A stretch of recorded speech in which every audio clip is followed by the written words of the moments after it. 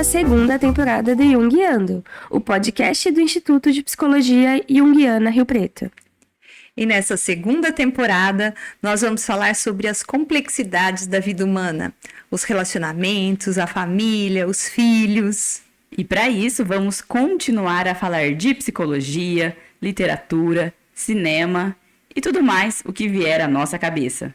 Eu sou a Daniele Fumagalli. Eu sou a Patrícia Lopes. E eu sou a Maiara Suguaia. Bem-vindos à segunda temporada do Jungiando.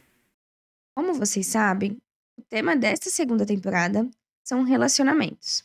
Já falamos de relações entre pais e filhos, de casamento, e hoje vamos continuar nessa atmosfera de casal e vamos falar de um assunto muito interessante: terapia de casal. E claro, vamos analisar isso na visão junguiana. Para isso, hoje temos como base o livro Terapia de Casal na Clínica Junguiana, Teoria e Prática, de Wanda Lúcia de Iorio Benedito e organizadores.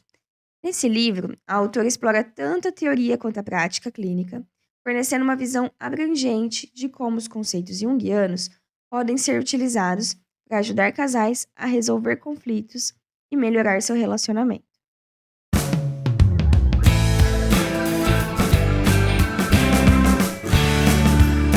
E o que a psicologia tem com isso? Para começarmos o assunto aqui, vamos lembrar um pouco o que já conversamos aí em outros episódios sobre relacionamentos. A gente já falou aqui sobre como o relacionamento amoroso pode ser importante para o desenvolvimento psicológico de cada um na relação. E por que uma relação de casal pode ter essa função de desenvolvimento? Fica fácil a gente compreender isso se associarmos o relacionamento a um palco, onde as questões internas de cada um irão aparecer projetadas externamente no parceiro e na relação. Afinal, cada parceiro traz para a relação suas próprias bagagens inconscientes que influenciam a dinâmica do casal.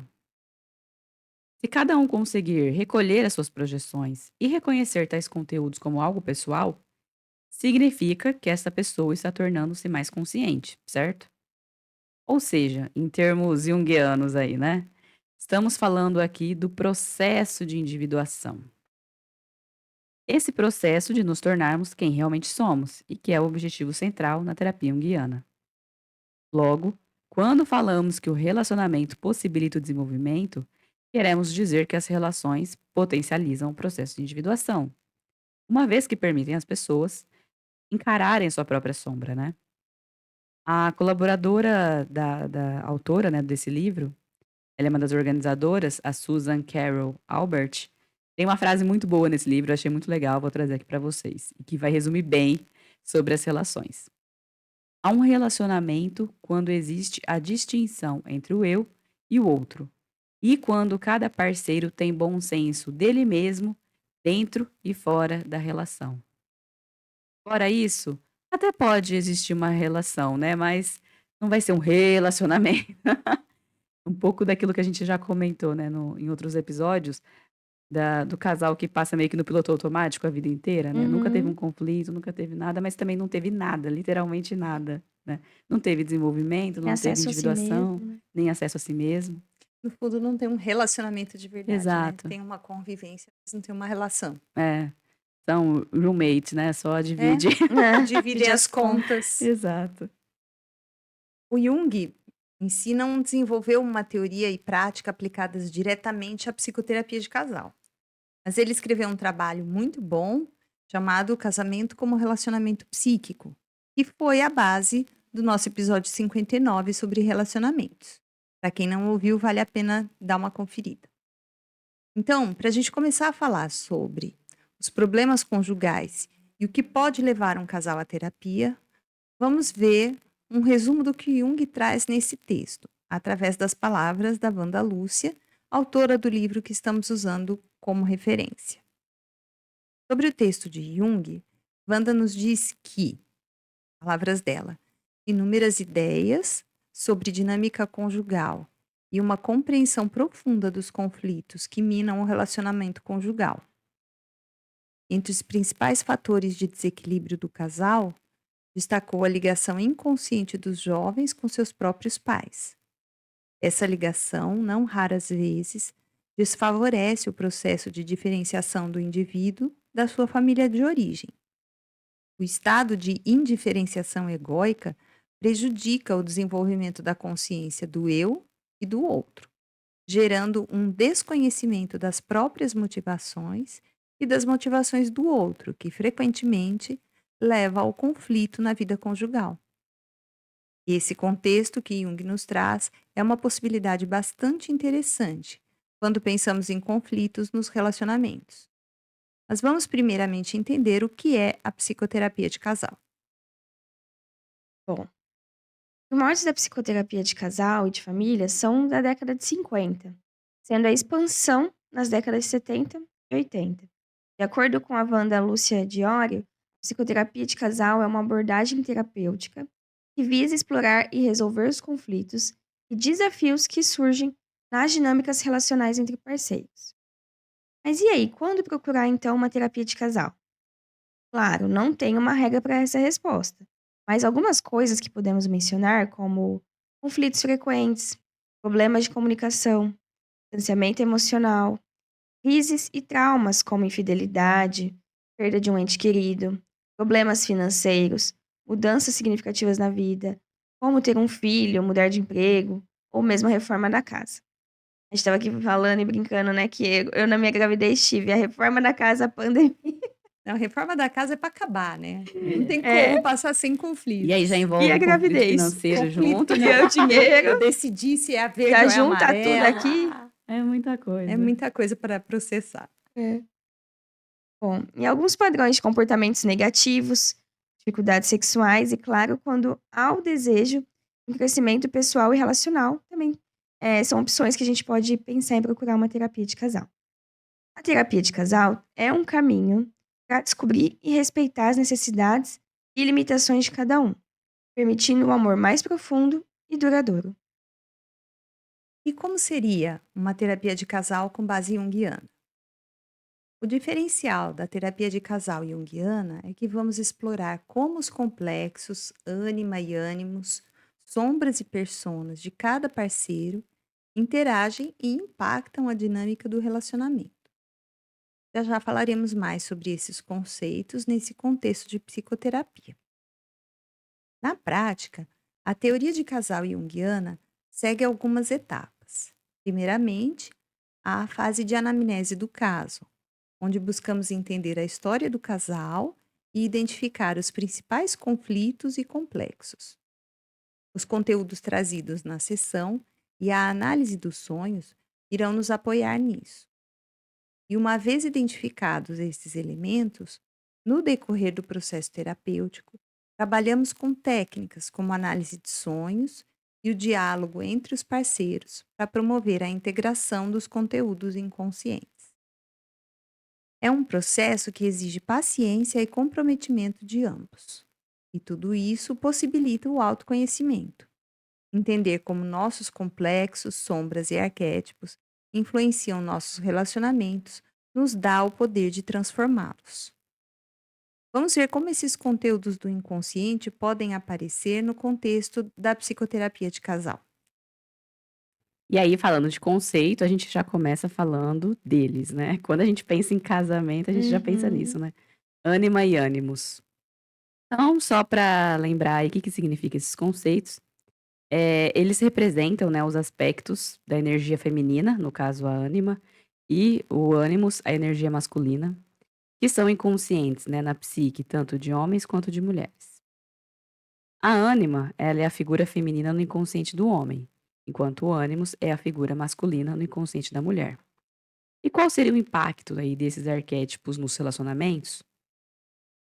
Quem disse projeção, acertou. No livro, né, a Wanda Benedito, ela discute como os parceiros frequentemente projetam suas ânimas e ânimos nos outros, uns nos outros, né? Esperando que eles preencham certos papéis e expectativas. Por exemplo, um homem pode projetar a sua ânima em sua parceira, né?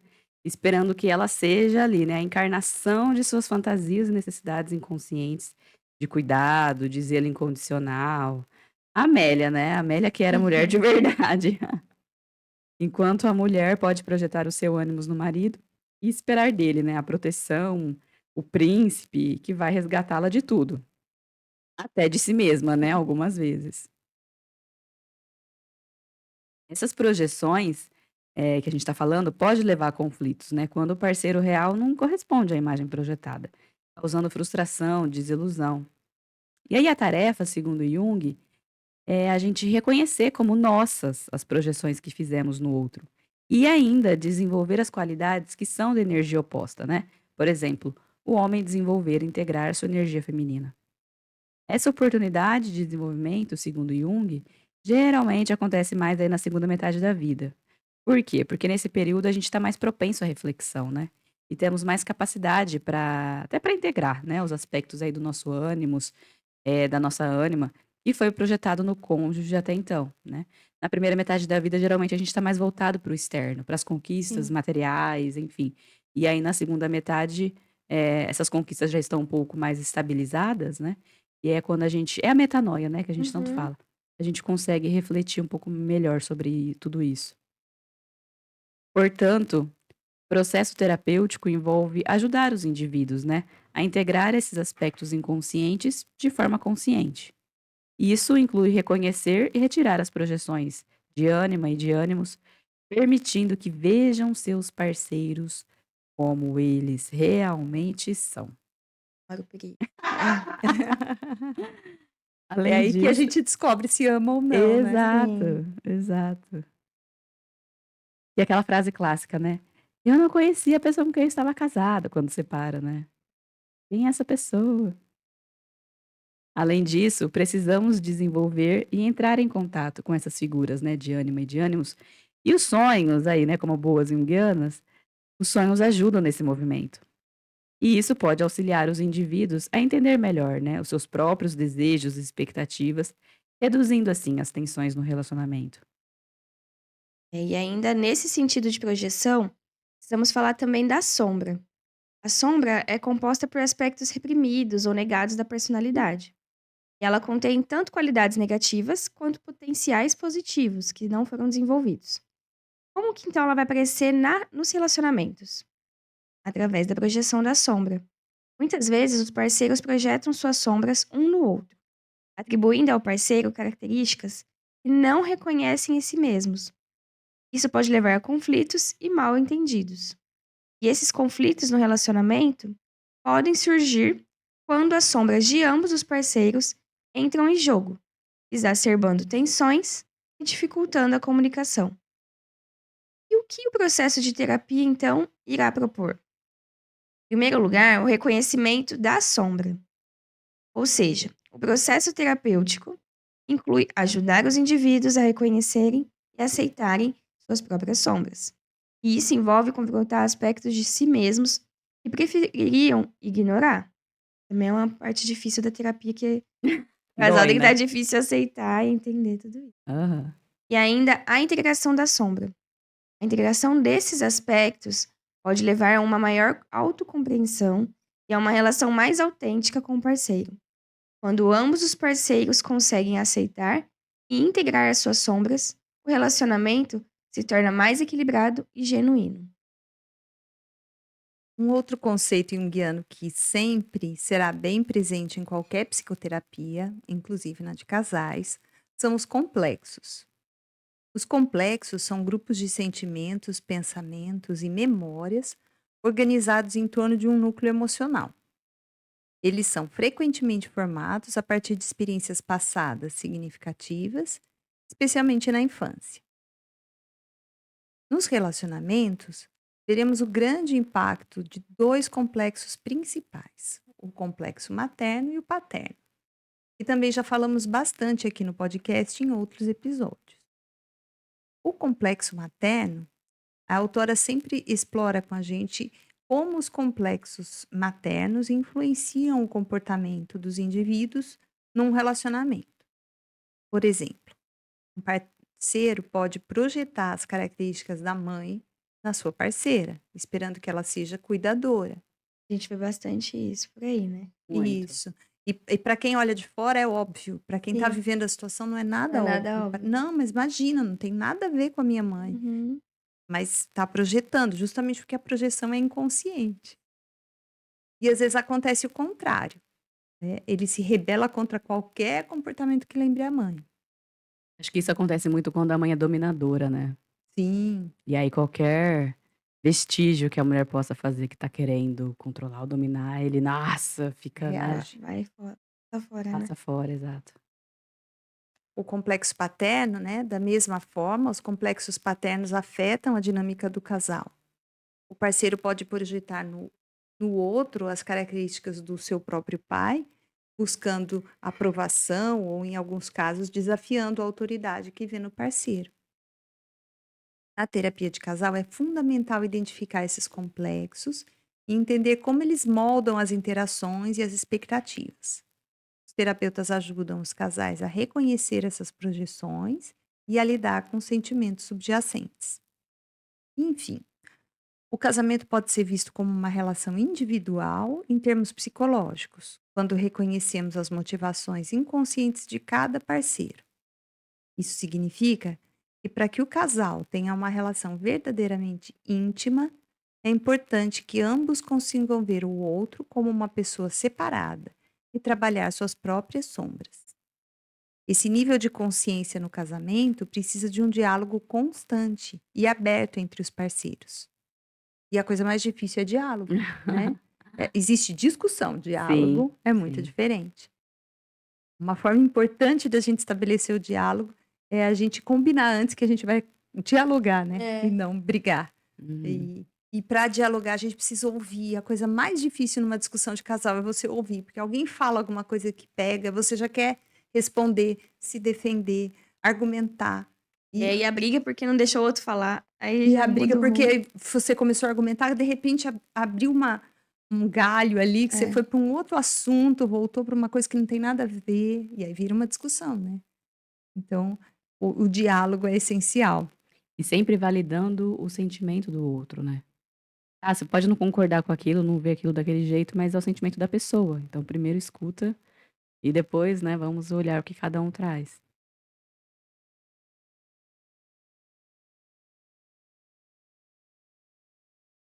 É bacana isso que a gente está comentando, eh, porque acho que isso é, nossa, é presente no cotidiano de todo casal, né, essa questão da dificuldade e tudo mais, né. É. E esse nível de consciência no casamento precisa de um diálogo constante, né? E existem várias formas da gente alcançar essa consciência. Mas Jung acreditava que esse processo geralmente começa na segunda metade da vida, porque, como a Mayara comentou, na primeira metade, a harmonia do casamento é muitas vezes baseada nas projeções. Vamos manter o que precisa acontecer, A vida né? prática também chama, né. Chama, né? Vamos fazer, vamos fazer. Essa harmonia criada no início do casamento frequentemente resulta dos cônjuges investindo na persona do casamento. Cada um se identifica com as projeções do outro e não assume seus próprios sentimentos. Isso leva a alguns acordos implícitos que mantêm a ilusão de um casamento funcional ou até de um casamento perfeito. No entanto, essa harmonia pode impedir a criatividade e a flexibilidade na relação, pois a energia é usada para manter as aparências e evitar que as sombras de cada um sejam expostas. Eu achei bem legal essa ideia que a autora traz de a persona do casamento, como também tendo uma É, imagem do que é esperado ali, né.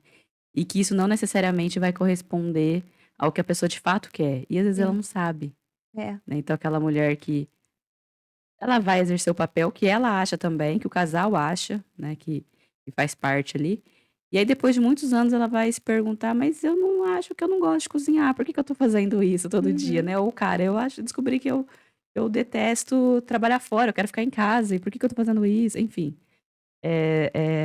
a pessoa se perguntar de fato, né, e não só ao que é esperado, né, enfim, socialmente inclusive, né. Sim. os amigos, a família Aham, também projetam muito.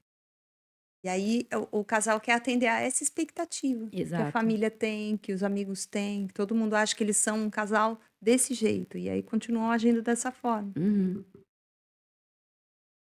Olha, de acordo aqui com Montoro 2004, no casamento, os parceiros colocam vários aspectos das suas vidas individuais como o sentido da vida: sexualidade, corpo, fantasias e autoconceito, alguns valores. Por isso, o casamento talvez possa ser considerado a forma mais complexa, conflitiva e desafiadora de amar, e, portanto, a que mais favorece o processo de individuação. Isso responde, né, aquela pergunta que a gente fez lá no começo. Mas por que que fala de casamento, de relação, fala de desenvolvimento? Por isso, né? Porque ela é um campo de conflito e o conflito leva ao desenvolvimento, né? Exato. Bom, estamos falando aqui de conflitos, sintomas, né, que irão aparecer no casal. E a gente precisa reforçar aqui a visão da psicologia junguiana sobre isso, né? Para a psicologia do Jung, os sintomas não são vistos apenas como um problema pessoal, né? A gente sempre fala isso. O sintoma é só um sintoma, né? Mas também os sintomas aí, né, eles são entendidos pela sua função, pelo seu propósito e os vários significados na dinâmica do casal.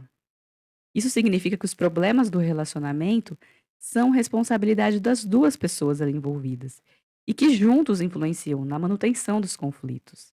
Então, essa história de é culpa só de um, culpa só de outro, não é bem assim, né, que funciona. Qualquer coisa volta 5 segundos aí, não vai no podcast, escuta de novo pra ficar bem Exato. enfatizado. Por exemplo, um sintoma apresentado por um dos parceiros é visto como uma forma de romper ou de manter um equilíbrio no relacionamento, onde esse equilíbrio, né, que às vezes se quer manter, seja ele saudável ou não, é mantido à custa de um problema individual. É o bode expiatório, né? Sempre tem ali na família alguém que vai ser o Uhum. bode expiatório, né? E que vai. Ele é o problema, mas na verdade ele tá sendo o sintoma ali daquela dinâmica. Então, a gente está falando aqui de manter o equilíbrio, independente de ser saudável ou não. Vejam bem por quê. Até mesmo nas relações que não estão, digamos, saudáveis, poderão também se enquadrar no caso dessa busca de homeostase, de manter tudo igual, né? Por isso que a gente fala de equilíbrio mesmo quando a relação não é saudável. Eh, Tem um padrão de um casal que é um padrão bem tóxico e aquilo se mantém, por mais que aquilo não seja saudável, tá se mantendo ali um padrão, né? Tá se mantendo ali o que é esperado, digamos assim.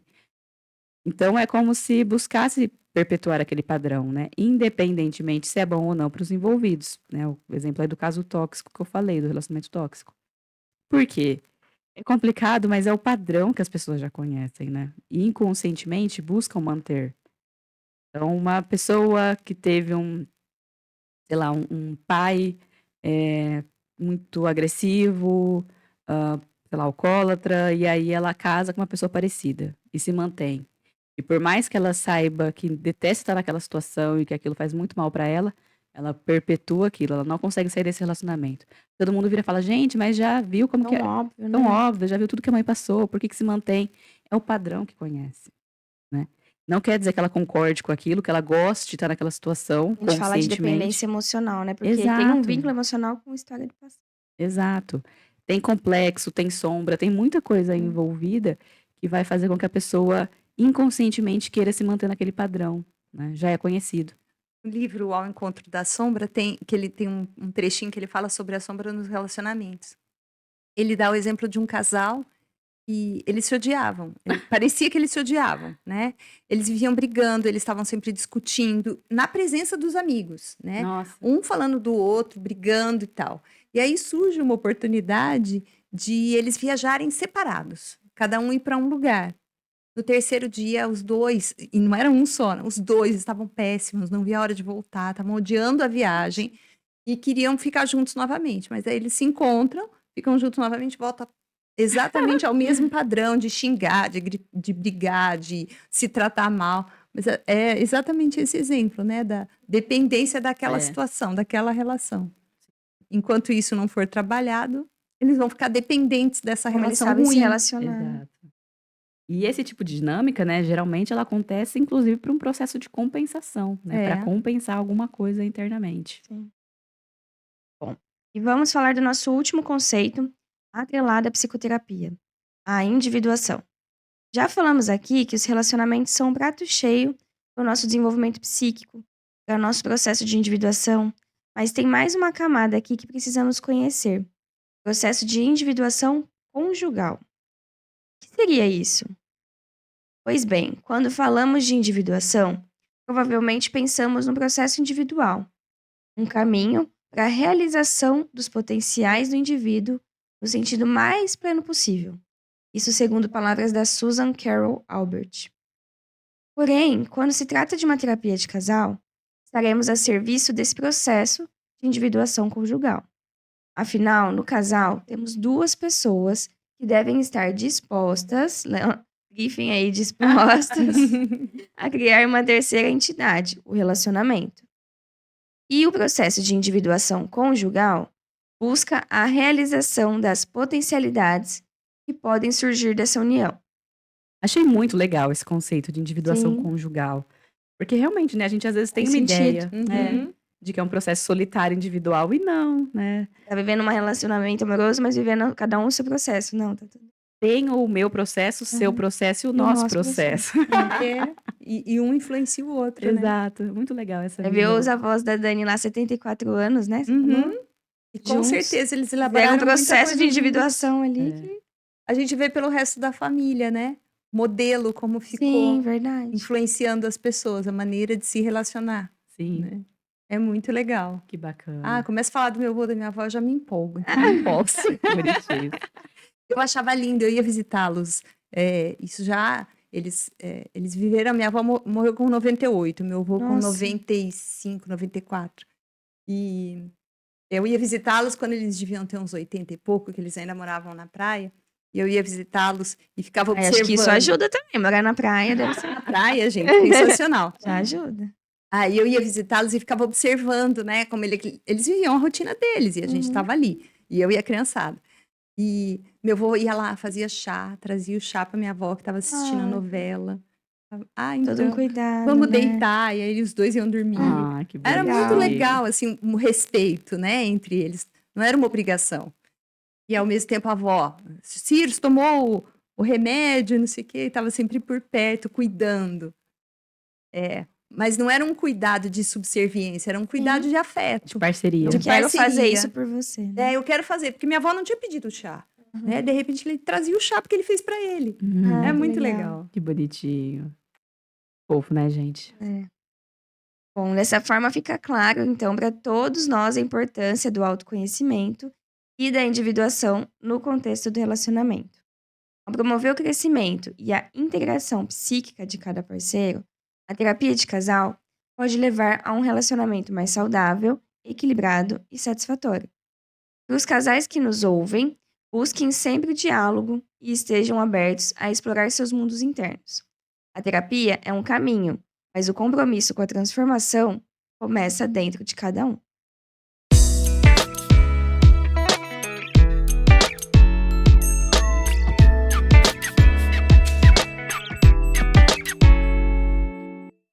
Muito legal. Vamos para as nossas dicas. E a dica de hoje está na série Sessão de Terapia com a direção do Selton Mello, que é muito legal, né? Gosto do trabalho dele.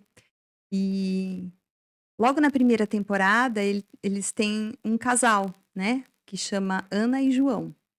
E começa um processo de psicoterapia. Vale a pena ver a dinâmica deles e o processo terapêutico em si. Essa é a nossa dica. O que isso significa para você?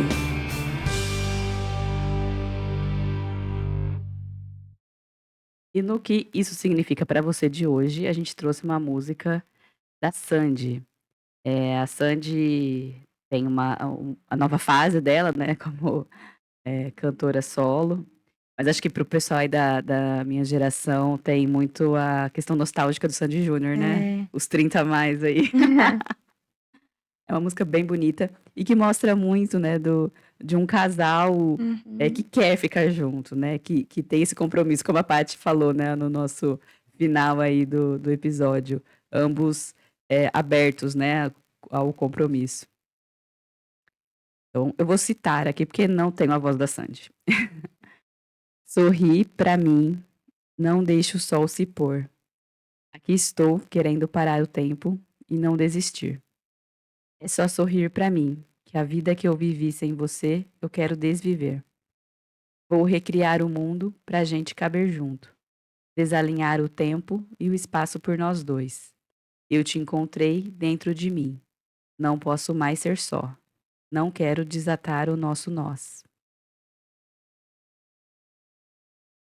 Sorri pra mim. Sonha e eu vou buscar. Eu só preciso do teu sim. E tenho onde erguer meu lar. É uma música bem bonitinha, eu não vou ler toda a letra, mas porque depois repete o refrão. Mas é uma música bem bonitinha, o nome da música é Nosso Nó, Nós, né? Tem esse jogo de palavras aí entre nó, de dar o nó, e nós, né? Nós dois. Uma música bem bonita, vale a pena ouvir, vocês vão gostar. Bom, e para você que quer conversar com a gente, lembre-se do e-mail podcastjunguiando@gmail.com ou mesmo pelo site www.psicologiajung.com.br. Lá no site você encontra as atividades de estudo, grupos, formato do curso e dá para conversar com a gente por lá também. Compartilhe um episódio com alguém que você acha que vai se beneficiar e se interessar pelo tema. E este foi mais um episódio do Junguiando, com o roteiro e curadoria da Daniele, Maiara e Patrícia, e a edição de som do Kleber Zumiotti. Até a próxima! Até mais, gente. Até, tchau, tchau.